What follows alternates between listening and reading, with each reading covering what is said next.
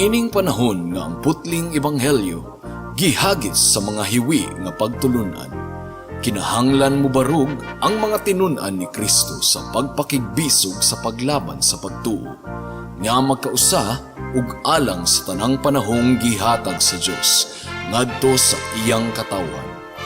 Maoy hinungdan nga namugna kining tulumanon ang putling ebanghelyo. 30 minutos nga pagsabwag sa tinuod nga ebanghelyo. Kauban ni Pastor Jeremias Hangad, ang putling ebanghelyo. Tulumanon nga gihatod kaninyo sa Herald of Grace Radio Ministries Philippines. Ang putling ebanghelyo. Ang putling ebanghelyo.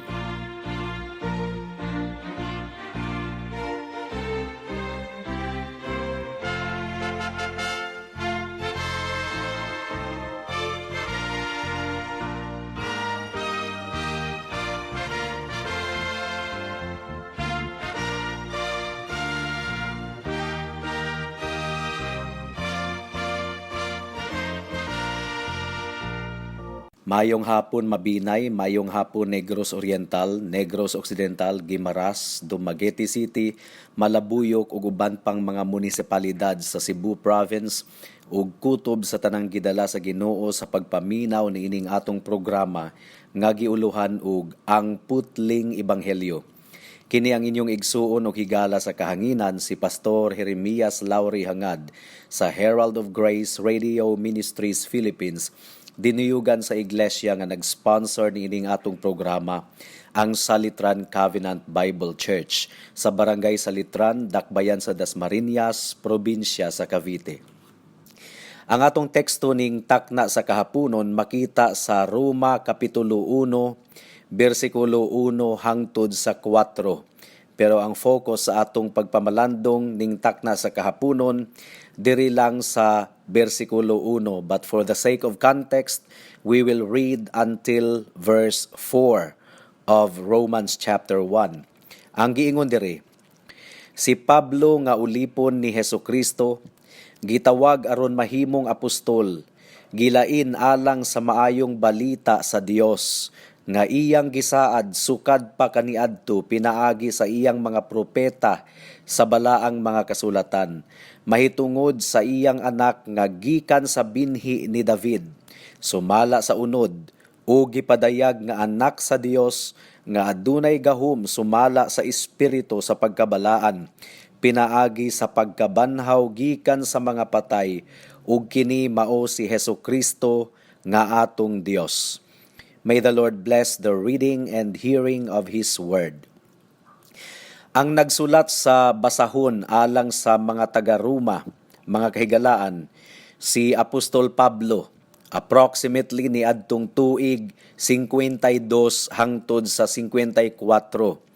Ni adtong hapit na siya mubiya gikan sa Corinto aron ihatod ang koleksyon sa mga hinabang gikan sa mga simbahan sa Macedonia ug Grisya alang sa mga naglisod nga mga magtutuo didto sa Jerusalem.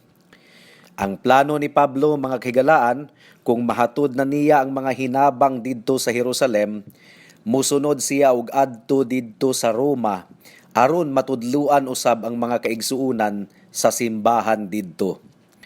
Wala kitay tin-aw kaayo nga impormasyon mahitungod sa kahimtang sa iglesia didto sa Roma. Apan niini nga sulat ni Pablo alang sa mga taga-Roma, tataw kaayo nga ang mga miyembro didto naglangkob sa parehong mga Hudiyo ug mga Hintil. So mixed membership daini. Dunay mga Hudiyo, duna po'y mga Hintil sa congregation didto. Ug sa sulat po di Pablo, klaro kaayo ang iyang tumong, mao nga magkatakdo ang ilang mga opinyon mahitungod sa obligasyon sa mga magtutuo ngadto sa balaod sa mga Hudiyo, ang pagkabintaha sa mga Hudiyo ug ang pamaagi alang sa paghingpit o justification sa mga tawo atubangan sa Dios.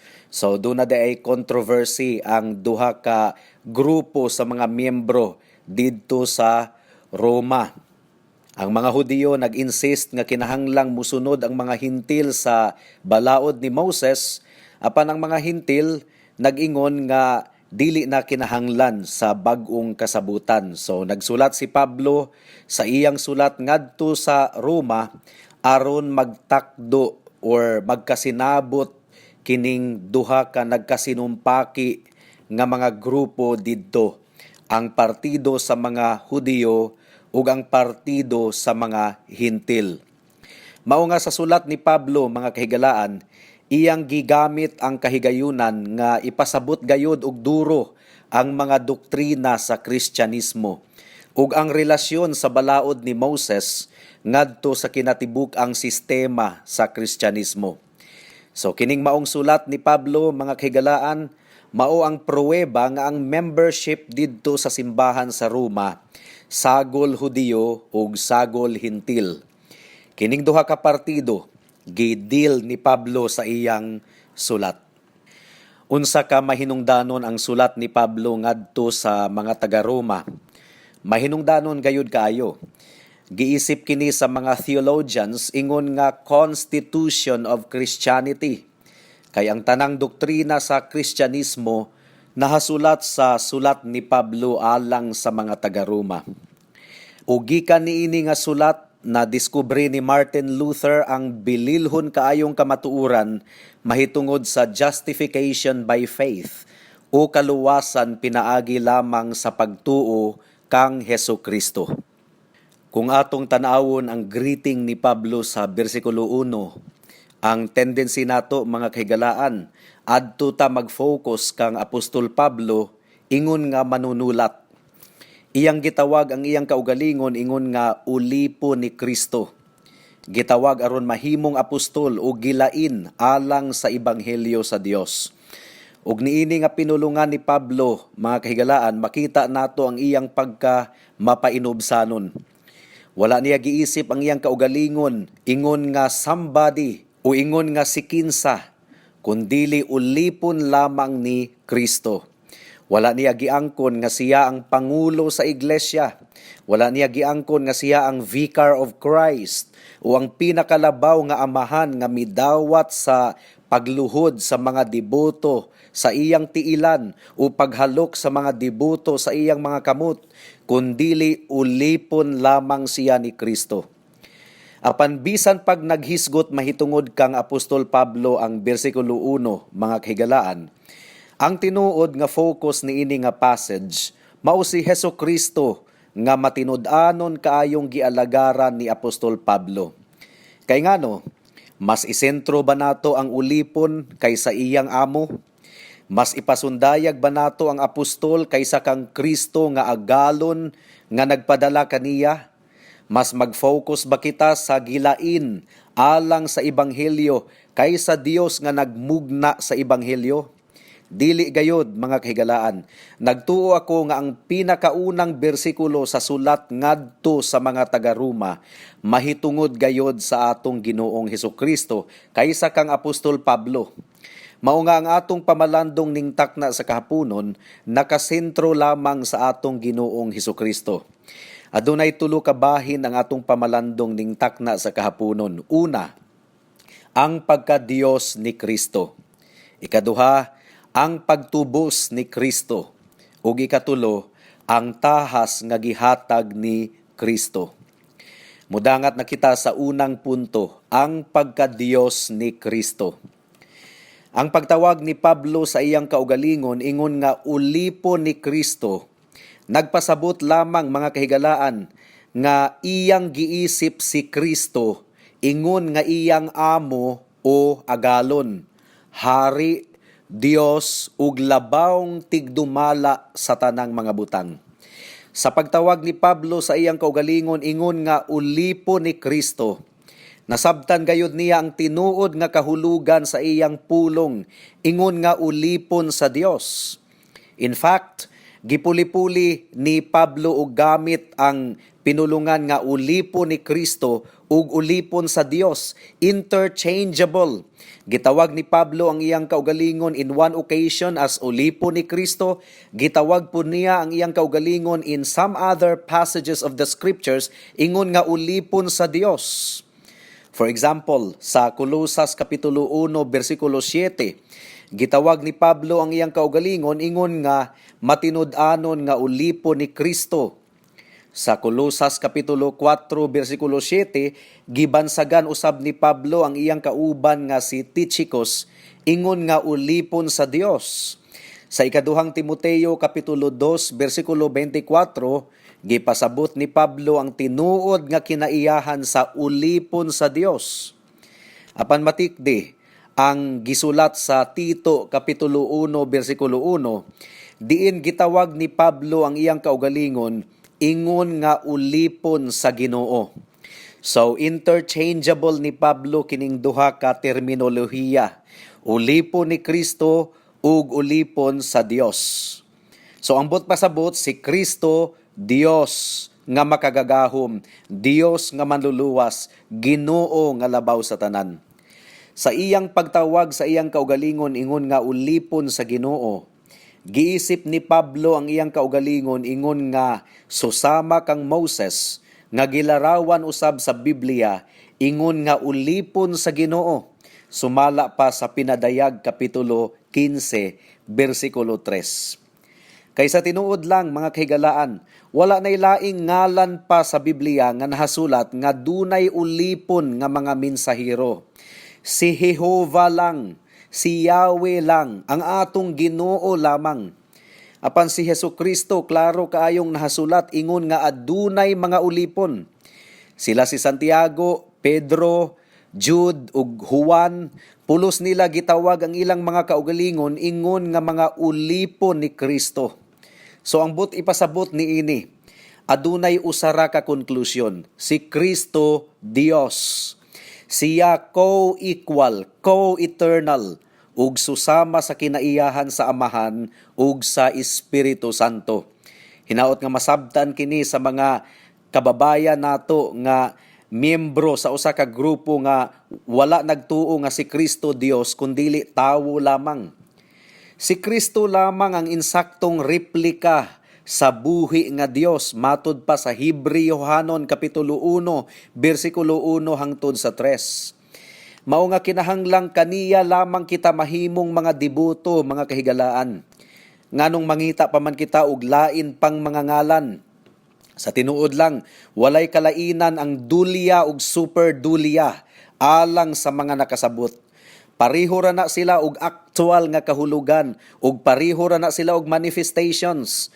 Ang Biblia tataw kaayong nagasulti nga kinahanglang sa Dios lamang kita muhapa ug muluhod sa atong mga pagsimba. Paminawan ninyo ang lain pang mga suporta nga teksto nga nagpamatuod nga si Kristo Dios gayod. Juan Kapitulo 8 versikulo 24 ang giingon diri, mao nga gisulti ko na kaninyo nga mga matay kamo diha sa inyong mga kasalaanan. Matud pa ni Jesus, tungod kay gawas lamang nga mutuo kamo nga ako gayod, mga matay gayod kamo diha sa inyong kasalaanan. Kini nga mga pulong ni Kristo, mga kahigalaan, eko kini sa gisulti ni Jehovah sa Exodus Kapitulo 3. Diin gipaila niya ang iyang kaugalingon kang Moses, ingon nga I am o ako gayod. Niini nga passage sa Juan Kapitulo 8 versikulo 24, giangkon gayod ni Kristo nga siya si Jehovah nga nagpakita kang Moses sa Exodus Kapitulo 3, ang supreme being nga nagsugo kang Moses nga simbahon siya. Sumatod pa ni Jesus, ang bisag kinsa nga nagdumili sa pag-ila nga si Kristo mao ang Dios sumala sa iyang giangkon, mamatay gayod diha sa iyang kasalanan. Hinaot nga mahigmata ang mga grupo nga nagdumili sa pag-ila nga si Kristo Dios. Daghana sila dinhi sa Pilipinas, mga kahigalaan. Ayaw mugtuon ni anang mga grupuha, ang ilang pagtulunan makapalaglag sa inyong mga kalag. Paminawa ninyo ang Juan Kapitulo 5 versikulo 21 hangtod sa 23. Ang giingon diri, tungod kay sa unsang paagi nga gibangon sa Amahan ang mga patay ug sila nabuhi, sa susamang paagi gibuhi usab sa Anak si bisan kinsa nga gusto niyang buhion. Dili maghukom ang amahan sa bisan kinsang tawo, kundili gipiyal niya sa anak ang tanang paghukom, aron pasidunggan sa tanan ang anak. Samara nga ilang gipasidunggan ang amahan. Ang wala nagpasidungog sa anak, wala usab nagpasidungog sa amahan nga nagsugo sa iyang anak. So nganong makahimo man ang anak sa pagbuhat sa mga butang, nga ang amahan lang ang makabuhat. Kinitungod kay ang anak mao ang supreme being, usa sa kinaiyahan, gahom ug kahimayaan sa iyang amahan. Ug nganong gipiyal man sa amahan ang paghukom sa iyang anak, sumala sa gibasa nato nga teksto, klaro kaayo ang giingon ni Jesus, kini aron ang tanan muhimaya sa anak, samara nga muhimaya sila sa amahan.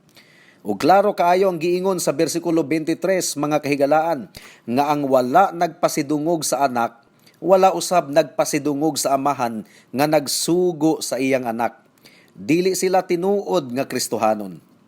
Unsa pa, unang Juan kapitulo 5 bersikulo 20 ang giingon dire, ug nasayod kita nga mianhi ang anak sa Dios ug gihatagan kita niya og panabot aron atong mailhan siya nga matuod, ug anaa kita kaniya nga matuod sa iyang anak nga si Hesukristo. Siya ang tinuod nga Dios. Paminawan ninyo mga kahigalaan, siya ang tinuod nga Dios ug buhi hangtod sa kahangturan. Si Kristo ang gihisgutan niini. So kinsa ang tinuod nga Dios? Klaro kaayo sa atong gibasa. Bisan pagbuklato ninyo ang inyong Biblia karon, si Jesus mao ang tinuod nga Dios. Sumala pa sa unang Juan kapitulo 5 bersikulo 20. Ug humandayon sa pagmantala ni Juan sa tinuod nga Dios sa bersikulo 20, iya dayong gisundan ang pag-awhag sa mga nagbasa sa iyang sulat nga likayan nila ang idolatry o pagsimbag laing mga Diyos-Diyos. And what's the connection? Kung wala ka nagsimba kang Jesus, wala usab ikaw nagsimba sa tinuod ug buhi nga Dios. Mao nga guilty ikaw sa idolatry. So kining si Apostol Pablo, mga kahigalaan, ulipo ni Kristo. Apan dili siya ulipo ni Kristo kaniadto, manluluto siya ni Kristo ug sa iyang iglesia kaniadto. Ug tungod kay dili pa man siya ulipo ni Kristo kaniadto, kang kinsa man siyang ulipon sa una. Well, sumala sa iyang gitestimonyo sa Roma kapitulo 6 bersikulo 6 ug bersikulo 16 hangtod sa 20, ulipon pa siya sa kasalaanan kaniadto. In other words, ulipon siya ni Satanas. Kinsa ang tinuod nga Kristohanon, mga kahigalaan? Ang tinuod nga Kristohanon mao ang tawo nga dili na ulipon pa sa sala, kundili ulipon na ni Kristo ug sa iyang pagkamatarong. Kay unsa man ang matang sa kaluwasan nga gihatag ni Kristo sa iyang mga katawhan. Kaluwasan lang ba gikan sa silot sa impyerno? Dili lang kana, mga kahigalaan. Matud pa sa Mateo kapitulo 1 bersikulo 21, nganlan mo siya og Jesus tungod kay iyang luwason ang iyang katawhan gikan sa kasalanan. Kaluwasan di ay gikan sa kasalanan ang gitanyag ni Kristo. Dili lang kaluwasan gikan sa impyerno. Tungod kay ang tinuod nga luwas gikan sa pagkaulipon sa sala, luwas usab gikan sa silot sa kamatayon didto sa impyerno. Daghan kaayong mga magwawali nga ang ilang pagpaila-ila kang Kristo sa mga katawhan, manluluwas lamang gikan sa silot sa impyerno. Mao nga daghang gustong maluwas gikan sa impyerno, apan nahigugma gihapon sa sala. Dili ka na ang tinuod nga ebanghelyo, mga kahigalaan. Ang tanang anaa kang Kristo, matud pa sa ikaduhang Korinto kapitulo 5 bersikulo 17, nahimo ng bag-ong binuhat. Ang buti pasabot, dili na siya ulipon pa sa sala, kundili ulipon na ni Kristo ug sa iyang pagkamatarong. Mudangat na kita sa ikaduhang punto, ang pagtubos ni Kristo. Ang pulo nga ulipon o bond servant, mga kahigalaan, gikan sa Griego nga pinulungan nga doulos, nga ang buti pasabot slave o ulipon. Ang mga slaves o ulipon kaniadto, ginapamalit sila sa mga amo, o giisip lamang sila ingon nga kabtangan sa ilang amo o property. Mao kini ang pulo nga gigamit ni Pablo sa pag-describe niya sa iyang kaugalingon ingon nga ulipon o bond servant ni Kristo. Kay ngano, gipalit ba ni Kristo ang iyang mga ulipon nga mga magtotoo? Oh yes, dako kayong oo. Paminawan ninyo ang giingon sa unang Korinto kapitulo 6 bersikulo 20. Ang giingon diri, tungod kay kamo gipalit pinaagi sa usa ka kantidad, mao nga himayaan ninyo ang Dios pinaagi sa inyong lawas. Gidugangan pagayod kini ni Pablo sa unang Korinto kapitulo 7 bersikulo 23 nga nagaingon, gipalit kamo pinaagi sa usa ka kantidad, ayaw kamo pagpaulipon sa mga tawo. Ang pangutana, unsa man ang kantidad sa pagpalit ni Kristo sa iyang mga katawhan? Well, gipasabot kini ni Pablo sa Buhat kapitulo 20 bersikulo 28, paminawan ninyo. At timanan ninyo ang inyong mga kaugalingon ug ang tibuok panon, alang kanila gibutang kamo sa balaang espiritu ingon nga mga tigdumala, aron at timanon ninyo ang iglesia sa Dios nga gipalit niya sa iyang kaugalingong dugo. So nakita ninyo mga kahigalaan, dugo ni Kristo ang kantidad sa iyang pagtubos sa iyang iglesia. Gipalit kita ni Kristo pinaagi sa iyang hamili nga dugo. Nganong dugo man?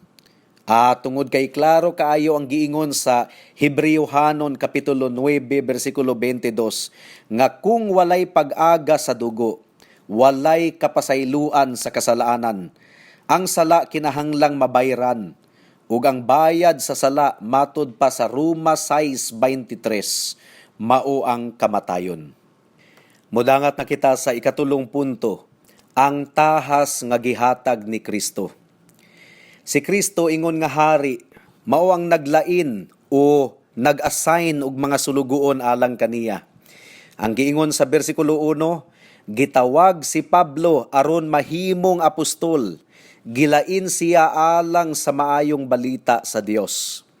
So dili kini inimbento nga ebanghelyo mga kahigalaan, ang tuburan niini nga ebanghelyo ang Dios mismo. Apan mas hisgutan nato sa mas lapad nga paagi ang ebanghelyo karong sunod semana, maluoy ang Ginoo. Apan karon, kinahanglang masabdan sa matag usa sa atong mga tigpaminaw nga ang tanang magwawali pulos mga tinawag. Dili mahimong muwali ang dili tinawag. Paminawan ninyo ang Roma kapitulo 10 bersikulo 13 hangtod sa 15. Ang giingon diri, tungod kay ang tanang nagatawag sa ngalan sa Dios maluwas. Apan unsaon man nila pagtawag siya nga wala nila tuuhi, ug unsaon man nila sa pagtuo kaniya nga wala nila madunggi, ug unsaon sa pagkadungog nila kung walay magwawali, ug unsaon nila sa pagpangwali kung wala sila gisugo. So nakita ninyo mga kahigalaan, dili mahimong makawali ang usa ka tawo kung dili siya pinadala, kung dili siya sinugo. Ang konsepto niini mao ang paglain sa Dios sa pipila ka mga katawhan aron sa pagwali sa ebanghelyo. Jutay lamang ang gitawag ingon nga mga apostoles. Apan ang tanang Kristohanon gitawag sa Dios gikan sa bagang mga katawhan sa tibuok kalibutan aron mahimong balaan sa iyang atubangan. Sumala pa sa Efeso kapitulo 1 bersikulo 4 hangtod sa 5. Gitawag kita sa Dios ngadto sa pagpakigsandurot ni Hesukristo. Sumala pa sa unang Korinto kapitulo 1 bersikulo 19. Gitawag kita sa Dios aron makabaton og kalinaw ingon nga resulta sa kapasayloan sa atong mga sala. Sumala pa sa unang Korinto kapitulo 7 bersikulo 15. Ug dugang pa, gitawag usab kita sa Dios aron mahimo kitang putli. Sumala sa unang Tesalonica kapitulo 4 bersikulo 7.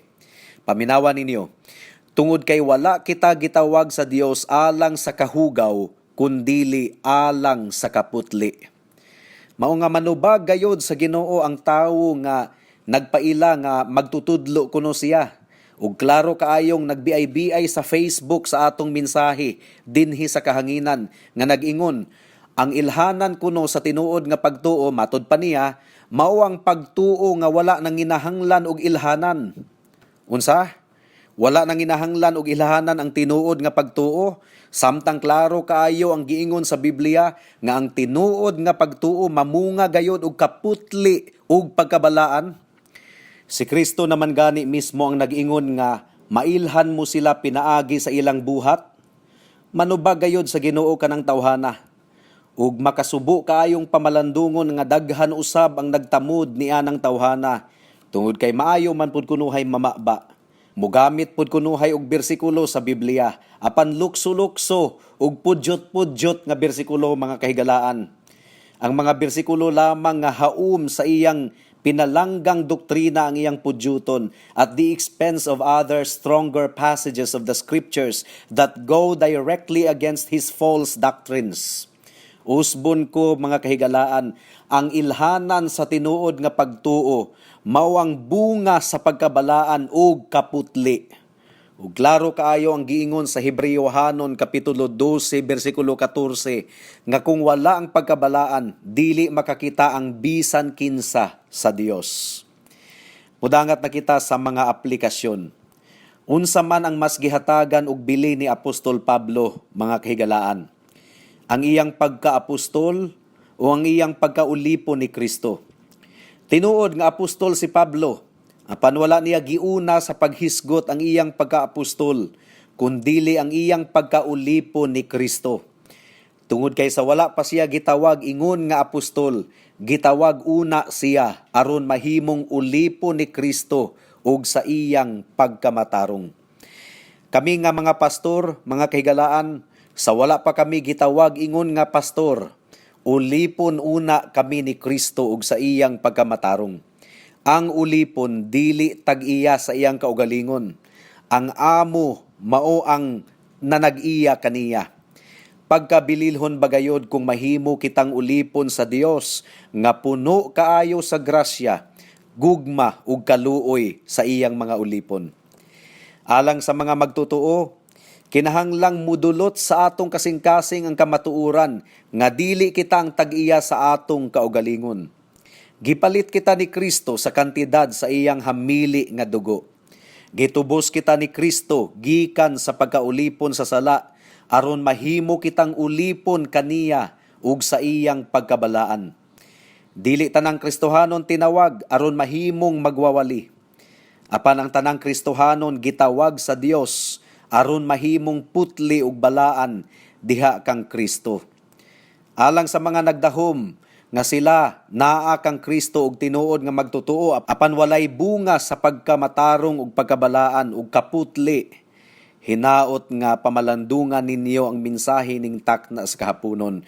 Kung klaro kaayo nga ang inyong kinabuhi wala gayoy ilhanan sa usa ka tinuod nga magtutuo, pag hinulsol sa imong sala higala, dangop kang Kristo ug pangayua kaniya nga himuon kang tinuod nga magtutuo nga dili nagpakaaron ingnon. Alang sa mga wala pa kang Kristo, hinaot nga pamalandungan ninyo ang inyong kaugalingon nga kung dili pa kamo ulipon ni Kristo ug sa iyang pagkamatarong, ulipon pa kamo ni Satanas, ulipon pa kamo sa kasalanan. Hinaot nga biyaan ninyo si Satanas. Hinaot nga hinulsulan ninyo ang sala ug mudangup kamo kang Kristo. Tungod kay siya lamang ang makahugas sa tanan ninyong mga sala pinaagi sa iyang hamili nga dugo ug makapasaylo sa tanan ninyong mga kasalanan, past, present, and future, pinaagi sa merito sa iyang dugo nga giula didto sa krus sa Kalbaryo. Ibalhin ang imong loyalty karon, higala, gikan kang Satanas, ngadto sa atong Ginoong Hesukristo. Amen. Hangtod din hilang kita taman sa atong pagtuon karong taknaa tungod kay wala na kitay oras pa. Ako kamong padayon nga giimbitar sa pagpaminaw ni ining atong programa sa matag Miyerkules, alas 6 hangtod sa alas 6:30 sa hapon, dinhi sa Power 102.1 RFM. Daghang salamat. Alang sa dugang nga mga pangutana, mahimong mo text kang Pastor Jeremias hangad sa 0935 744 3030.